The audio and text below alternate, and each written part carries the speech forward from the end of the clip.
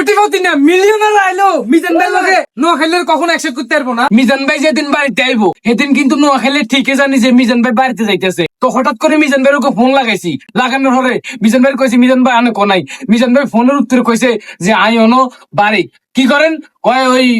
সাইল দিতে গেছে আমি সোর মেতে বলেছি। তো আইকো ভাই বাড়িতে যাইতেন না কোথায় সান রাইতে আবার কি কইছে সান রাইতে যাইবো। তবে এই মানুষটা কিন্তু ওই সময় লঞ্চে উড়ে যাইতেছে। তবে আমি এটা খেয়াল করছি মাথার মধ্যে বুঝুন আমরা নোয়াখালী সুনাম অর্জন করার ও লাইন আমরা যে কি মাল হয়তো হে জানে না। কয়দিনের যায় ঈদের 3 দিন 60 দিনের মাথায় নোয়াখালী আর গ্রামের বাড়িতে হঠাৎ কারণ কি ভাই আমি জানি কেমন তুই কি লিগে আইছ। কোটিপতি মিলিনিয়ার আইলো মিজান ভাই নোয়াখালী রে একসাথ করতে পারবো না কিলে করতে পারবো না কারণ এই মিজান ভাইয়ের ভিডিও দি নোয়াখালী যে আছে নাই তুই এনে দিয়ে আয়া হলি 100 মারি চলে গেল নোয়াখালী। এই ভাই মাই ভাই বেন ফাঁকা না হলে যে খন্তার ঘুরে কু ভাই মাই যে 100 মারি তোলে যাই নোয়াখালীর যদি না হাই তাহলে আমি কি হইব। আমগো চাঁদপুরের মানুষের লগে নোয়াখালীর মানুষের লগে তুলনা করা যাবে না কারণ নোয়াখালী মানুষের কুদির তলে ঠাইট কুতি তলে ইট কোন কুতি তলে আই দে তলে ইট অনকি দেখাইবো না জায়গা মতো এগো কুদির তলে ইট পুলিশ লোকের আয় না ইট দিয়ে জানো না আমি হিয়া করে জানো হিয়া করে মিজান বিয়ের লগে জানো যে আইনি বিছনা বাইতে হইয়া শয়তানের খালতো ভাই শুনছি না অবস্থা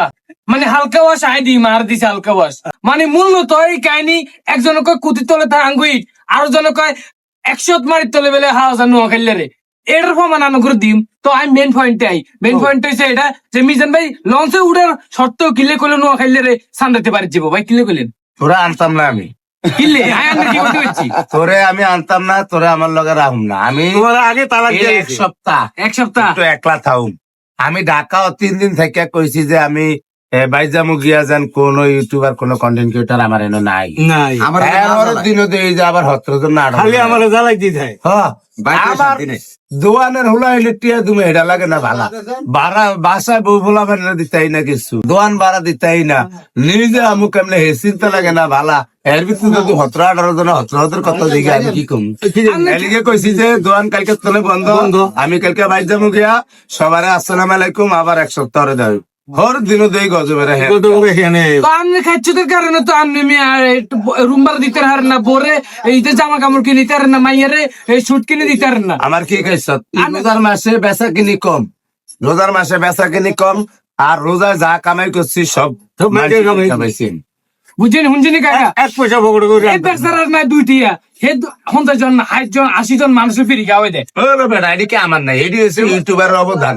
আমি ভাইরাস মেরাজ না হইলে কি চলতাম না কি আমি তো হেমাতালি যেমন হাউয়া হাইছি হেমন আবার হাউয়া কাজ করে রাস্তা বাংলা কথা না ডালে দিবেন কি লেডার এক করে টানিয়ে নি গা ঢুকেন না আমি কাঠ ডালুম কি 800 আছে আমি দেখছেন ভাই কার খাই কারে বুঝিতাম মানে